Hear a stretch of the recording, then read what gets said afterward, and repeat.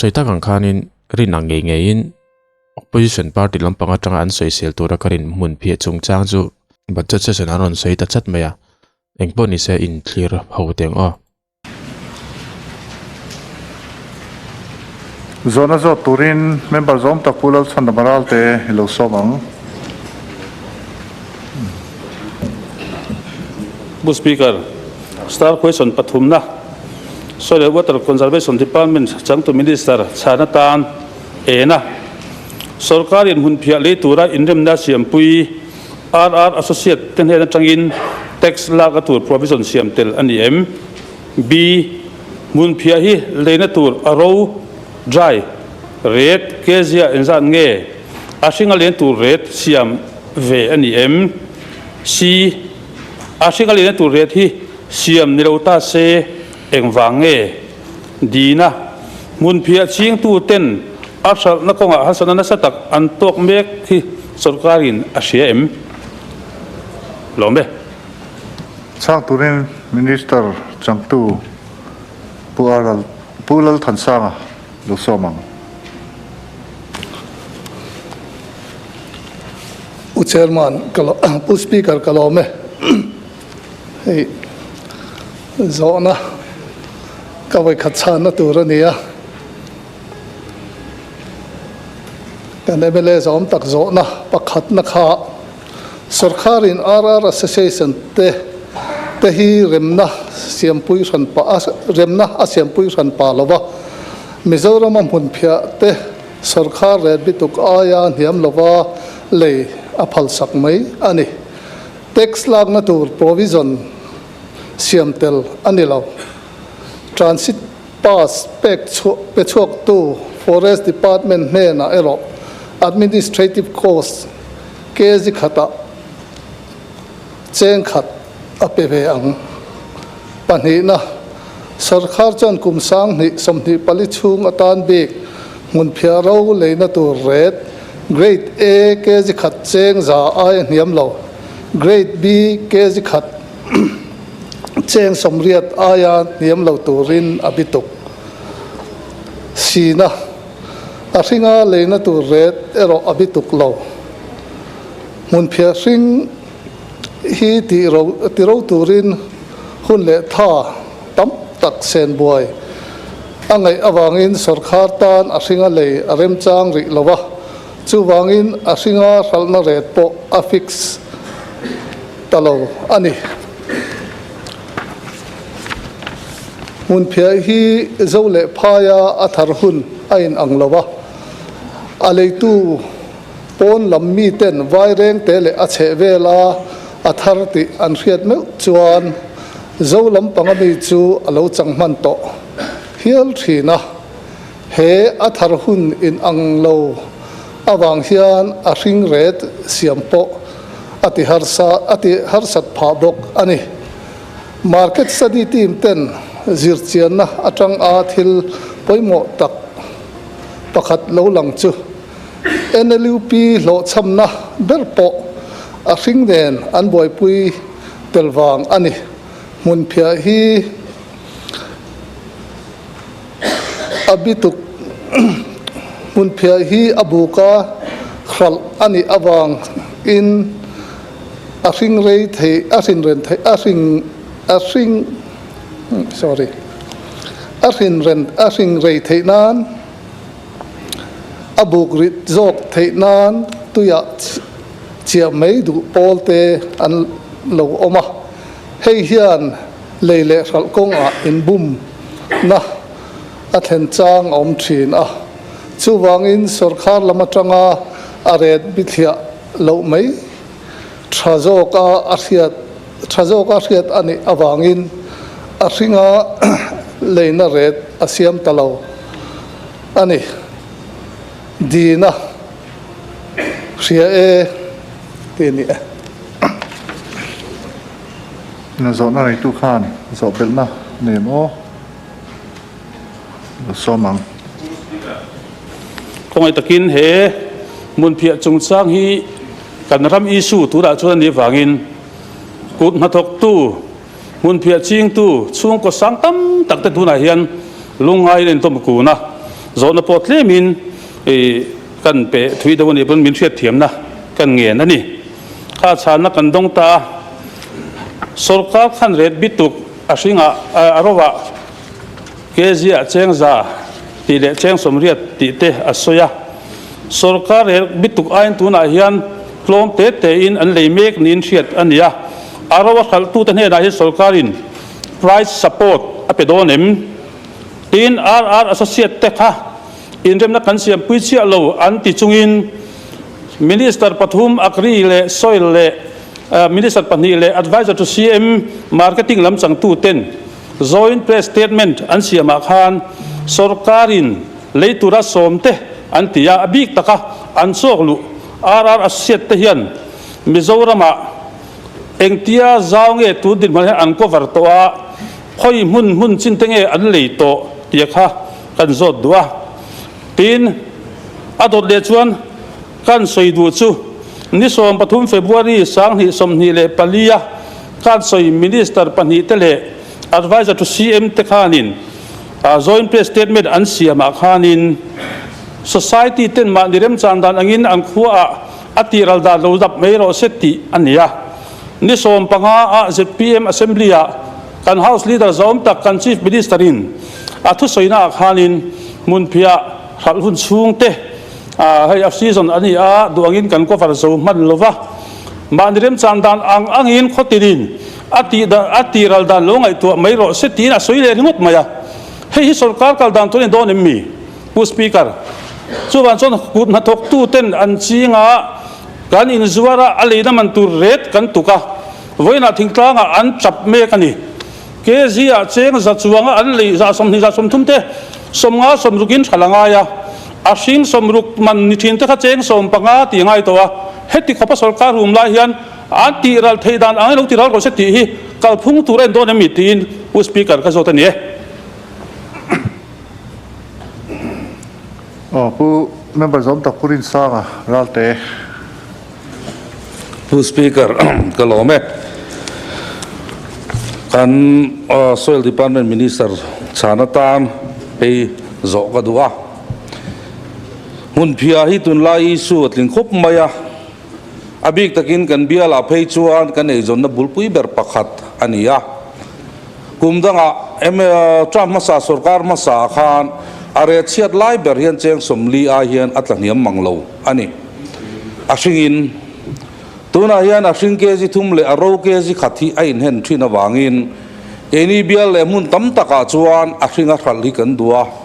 tin kun ha thok tu te tan pon aul samzo ka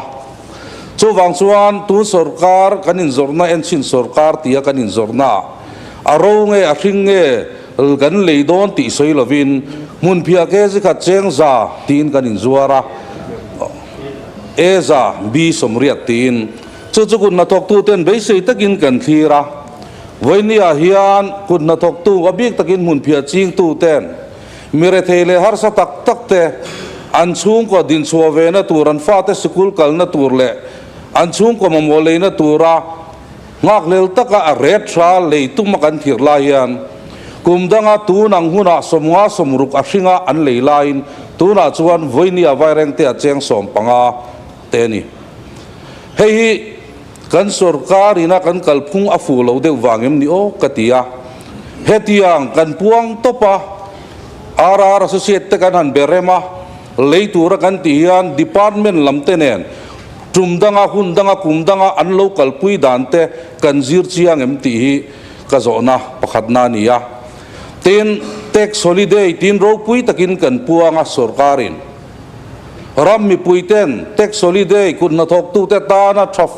traber felber ang main tax holiday ti kan puanga ma se transit pass kezi khata cheng khat kan lak sakle sia hei tax thawani chuwang chuan transit pass po hi tura hian areta che be ma kum tumdanga somnga somruga kan le an le thin laya cheng som panga te atlak to hi chuan transit pass te lak lo da no mem ti kha ka zona pani na ania tin kan house leader in ZPM assembly a athusoi nichina kan leader of opposition in rod soyang khan mun la le kir khol mi te kan in le man lova RR Associate ten lo fa tu ranin mu zo lova ti aron soya kha voini hian vai reng tele cheve lai mun la aniem khoi train nge mun la le kir khol chu kan te ti ka zo da ni bok se kum dang zong zong a vai reng tele chevel en dir na sai pum sai pai vai reng te kan ti helai tlang dung zong zong la hi mun phia area tamna bor ber ania heng la hian le khom thin ani chu huna po chuan voini a hian leitur kanin mu zo mang talo apoi khop mai tin pakhat ka zo le na hei hi ania support price hi tuna reta sia ta ke ma wangin cheng vei bel che za som ACDP poisa thai thar leinan kan da ta chu cheng vei bel che za so ba tang chuan kan lei sak thei mei lovem ni a ret a ring la siam chia lo po ni la cheng som thum som li talian kan lei sak thei em sarkarin ti kha ka zo belna ani e pu PC pu MST à pu MST à member zom tak lo sama pu speaker kalome kan minister zom tak chana ta na kan han zobel du chu tuna thlai thar leina red duana hi engti ka tanga man tran tu nge ti ni e kalome zona kha pani chin a zona nei tu lo khan pani chin kha kan tia pani anom to a etine kan du dan kan la le don nge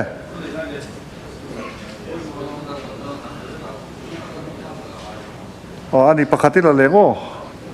pumon pui hi pharna ri to riu maya pu speaker kalome tuna budget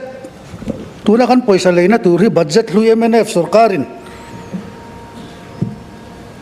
enga man ngai saklo noi khania chu sarkar hianin ngai sak ve pher tur aniem kan budget siamala ni lo chu ti chung chungin kan siam khan khatiang zat kha kan da atian ya khat mi chunga khan MNFO sarkar kal taina enga tan man ti lo poisa kling khom za so ma pek bela tang kha kan ti theyem ti kha ka zote le chang turin minister zom tak pulal than sanga lo somang pu speaker kalome hey un phia hi lei turin sarkar thar hianin kanin ruam hana kan opposition leader zom tak pu chan te zo na RR Associate te hi mun phia lei tur hianin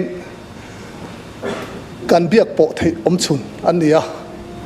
komin hi engamoni te rengamoni mun phia lei tur hian lo kal mia lova an om lova chuwang chuanin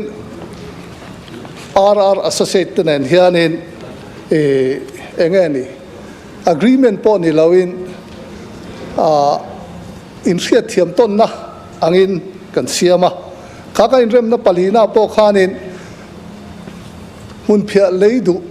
tang an local don ani chuan chu an local thayang tin kan tia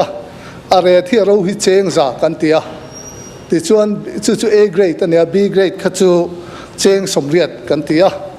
tiang chuanin ani po experience an la nei lo hlea an locala an han ti dona rin ain an malak dan alo diktok lova tiang chuanin har satna anon nei chawa chuwang chuanin sarkar ang point thei top kan han chua mun sang sanga leitur po kan han enjela ei tuna chuanin a leitur po hi tlabung lama chuan tas company ania ti chuan dampalama mamit district lampanga chuan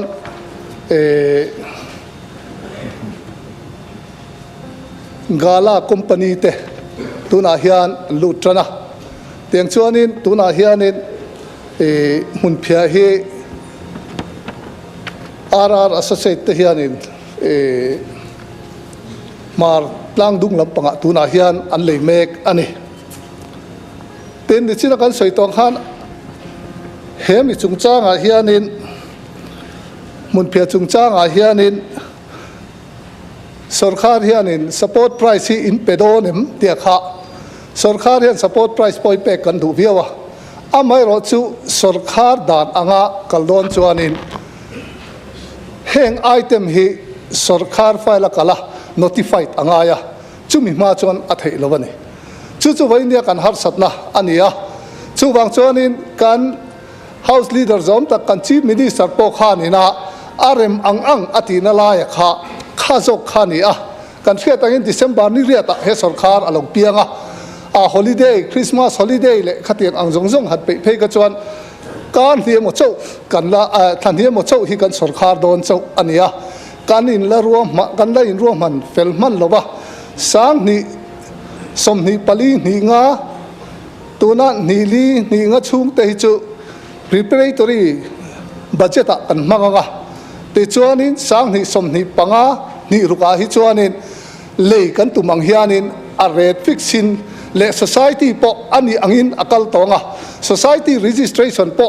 tuna hian ol samzo ka titurin kan corporation ministerin tuna hian tran ala ma alamek ani chutiang chon tuna hianin mun phia leidan turahi ruam manna kalpui me kania kan market study team ten uluk takin anzira kan khai khom deuh mai ni amal mal hang karon react jong lawanga tiang khanin tuna hian kan kal chhong mek ania kan minister pon reaction video hi en na sang e moni o react ti tong kam deron mang ta thai tin an thu soi ngai thak nom khop mai hei ruling lampang po hen in soi tur an nei tha tran mun an nei tha viawin ka ria opposition lampang ro ka chu kan rin dan kan lo hriat sa deuh khan ron soi ani maya ti hianin chan na tha tak tak kan ngai tha ngai nom khop mai kumina hi chuanin a thei angin ti ral mai ni se kan han ti na te po baga khwanin all stock kilo tam mai chu wang chon an local lo ni te point an soi ni chu chon voi ni hen har sat na min thena MNF sarkar timail sarkar ma sa kha amal som hle nyang mun phia chu tiang khop chuanin khutan lei zong kha de ral nan la remang lawa chu wanga voi ni a po hian khutilaya baga vele khutiang lai tanga ron lei thin po kha an ip na chan ti te po hi kan lo ral hriat ve de foi ya chu bang chuanin heng ang zong hi sarkar chuan a hria a heng har san na te po su kyang turin tuna hian thei to in tran alameka chumi rual chuanin heng support price kan ti kan leina rate anga ni china serlui bial tu MLA zom takin hei hi ati theim tuna cheng som ni som thum velania zain ti sia han ti te po kha ti kan cha khop mai amai ro chu sarkar dan anga kha khala kalpui ani lo bang khan kan la ti thei lo ani ti kha min lo hriat sakse tin hemi kan lei chung changa hianin thei top kan chua chu thei top kan chua chu tuna po hianin mi hian ro in hong trana tuna RR associated te hi Haryana humia kwana in beisa Haryana train abal nge hetotang hen balki nan tianga UP vela te thon Speaker, gani point of clarification. Kan minister zam tak na chana khan MNF sarkar ka van ni mange mon piatiral chung changa khan nikum lama thar kha baga all stock ala tamate hei sarkar ma sa khan serlui bel tu zam tak na kan zukala all stock om lawa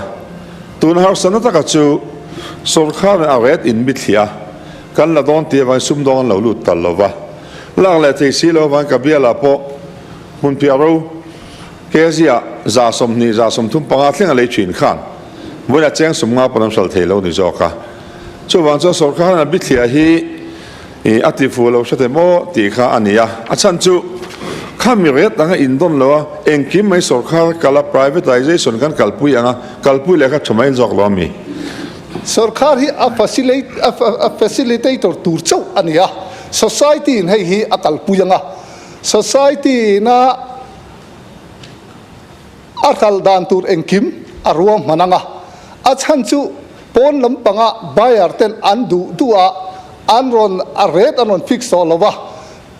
ติช่วงกัลพุ่งเฟลตะกะกัลตูรินตูน่าเฮียนสรคาหินปวดจ้าตีนขัติลายะขุติลายะอมโลเตียขัดจูกันโลเสียดานันเนี่ยsurvey team เต้นนั้นจุเสียดนะมีรอนฟิลอันนี้จูบางช่วงกันเสียดนั่นละมาจนโอสกีเอามันนี่เตียข้ากันสวยดัวจูบางช่วงเฮมิจุงจ้างเฮียนตุกุมินอังตูนังหุ่นฮิจวนเฮด Post Speaker, Khongain, point of clarification, please. จูมีอาจวนนี่กันละติมันโลเดวะเฮมีอาโปเฮียนมินไงมุสลิมเฮ Sorry, like hani lo chuan point of clarification kha ka deal sia. Post Speaker nia. Apoy mo ma ngen ni minister zaum tak te soi la in rola eng mo zong in min lo ngai lo ram mola tin member te kan diangin points of clarification kha kan deal theya. Mun phia sungchang hi nia ani na taka chuan ACDP atana sum sarkar masai na da thlap ACDP program kal zel mai sira chumun phuemol phone hi thleng lo tur ni ACDP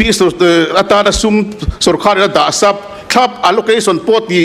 planning department a finance department pura pe thlap to adong tu tur po mizoram dung le wanga chung ko sing ruk than chuat to chu paisa chu mun phia le nan sarkar tharina I tlata a document po hi finance department a ka deal chuaka MLA kan ni angin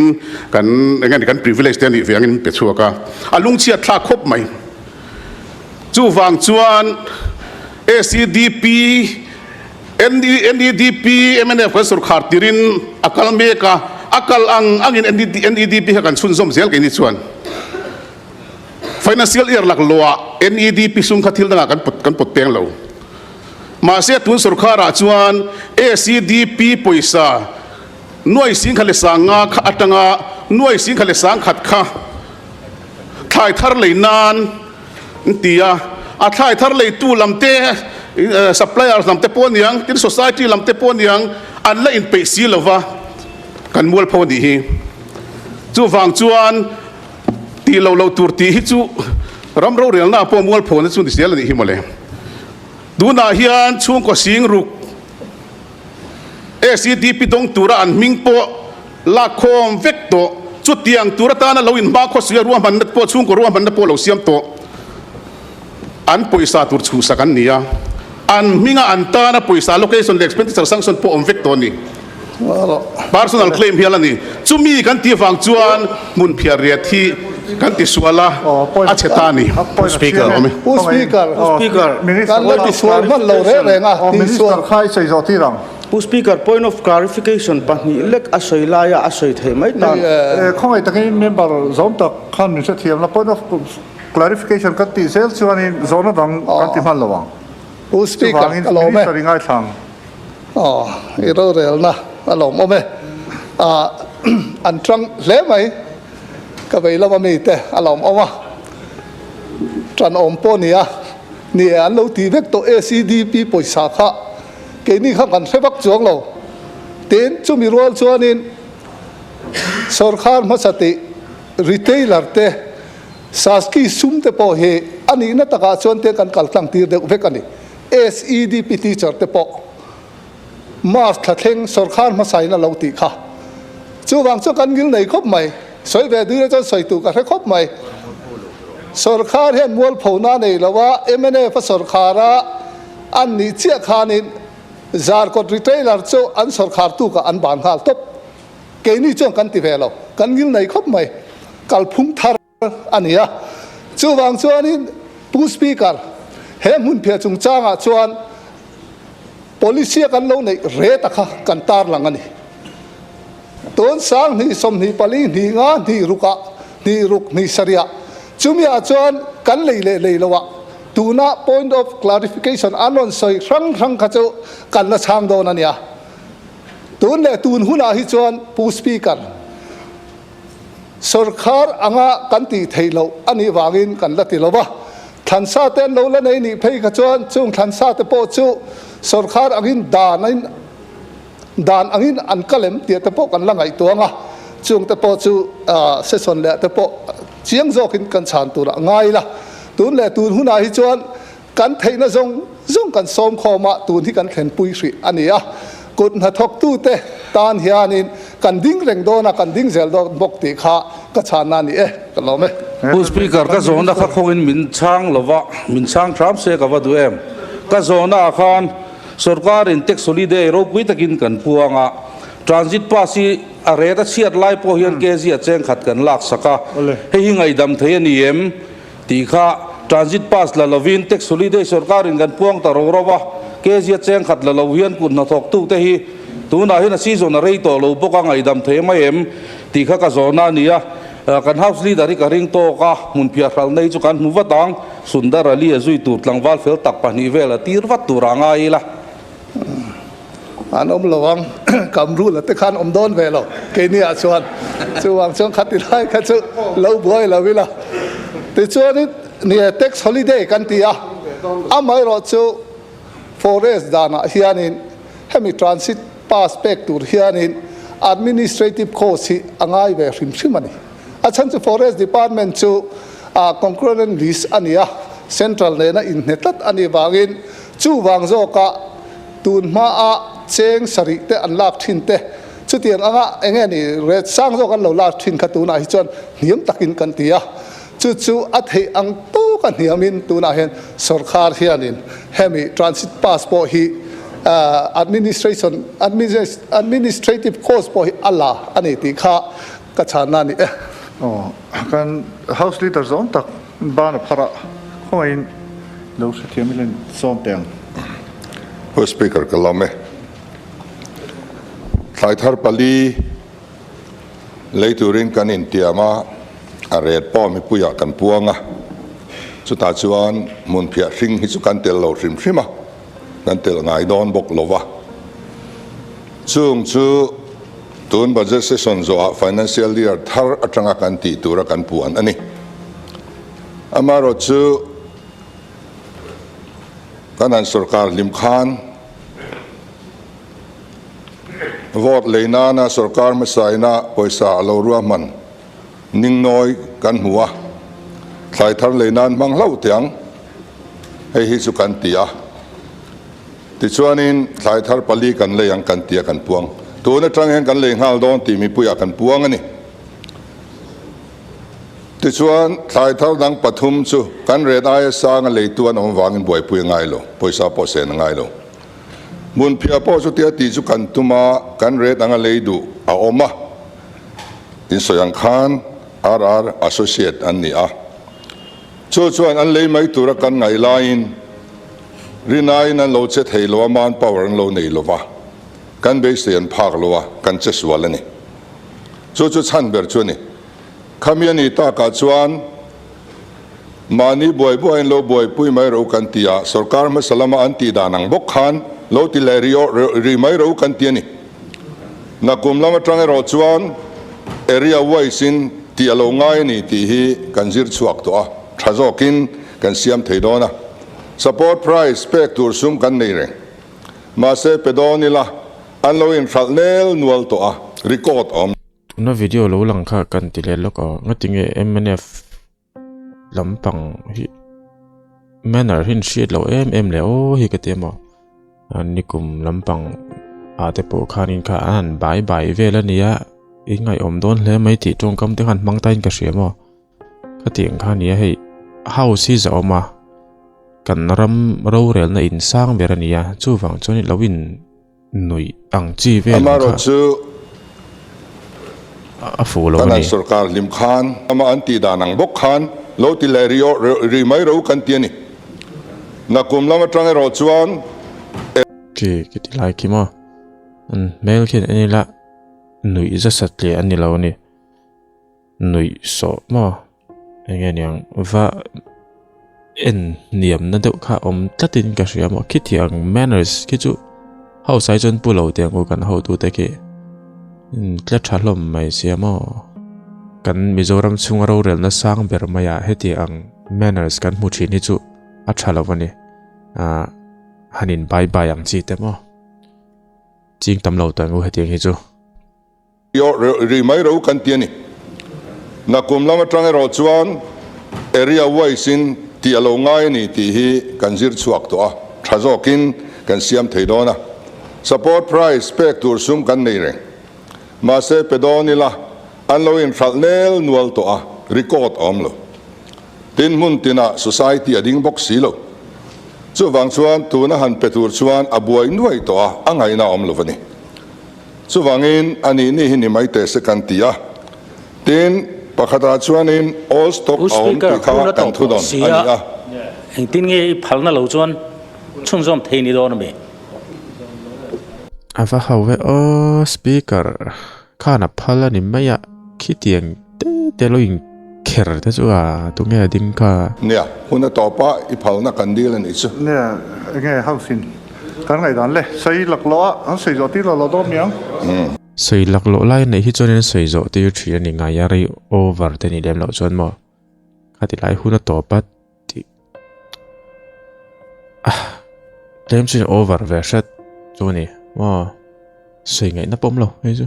sei sel tur chon thak lu tu ole ale ole kalome ti chuanin all stock aom chu kan har satna ni ti hi sarkarin kan don ani a chu ba ka advance allowing door mun phia man loin pelok engem mazat anomani cheng som sarin an loin pelok thua mai ni khang khan poisa an dong to chu wang chuan poisa petu ne ra khan an lo thal lo thei lo wa chu tiang lek lak lo nei te chu an lo oma tin a hring lei tur vai lo kal tur lo dang deuh pol le lo vau deuh pol te po an omani chu wang chuan kumina hian vai ho an ron lut thangam lo wa chung te po su kan buai na bil cha tu ani a tin a royalty kha sarkar ma sai na lak sak thin kha anni hi chu ei zon na ngeng het la nei lowan ni a chia choi tlak an la ni love tak holiday engemaw chen I pe ang kan tia kan puan sakani royalty kan free ani transit pass po I free kan handua master pra transit pass tel lovin silchar variant te thlang lama aken thailo atlang thailo ni so wangin all kan du lo ni lovin lo thailo awangin kan ti ta a kan thayang tok kan chua riru tha nan puwa mun phia ching tu te opposition bial de vekan nia dom kanan ngai ni hi thei to pin thanila te ang kan tia so wang chuanin khatian zong khan ma kan la zok ania na kum thara tang chuan ai re wai sin fel takin bot sai ni tong ole tu na chuan laying of papers kan kalanga ti kan hun phia chung chang chu zonin ka ria engpo ni se MNF lampang hi an chang ulang ti ka hlawa mo pa opposition lampang hin chang ul lutukang ti hloma engemo thil them hlem lutuk le ka tiang ka chu enge niang lo soi ve sek lo se tun assembly chuna trying ka ria chan chu mi puweng te pon ti thlepang ti hloma tin ni china karon ti le ta khatiang manners thing lutuk lawin nui song chiang kha e house zom taka hianin ti to lo se la an zona an changa khate lo lo nui vel sung khamo angai ka ti lem lo ni poni se borok chu chang thas at khop maya kha e le lampang la in soi tur nei lo bi kan ni se lawa le lampang ron chang mai sia angai nom chho zel don poni na lang poni se khati jong khatun tum video chu ni photte se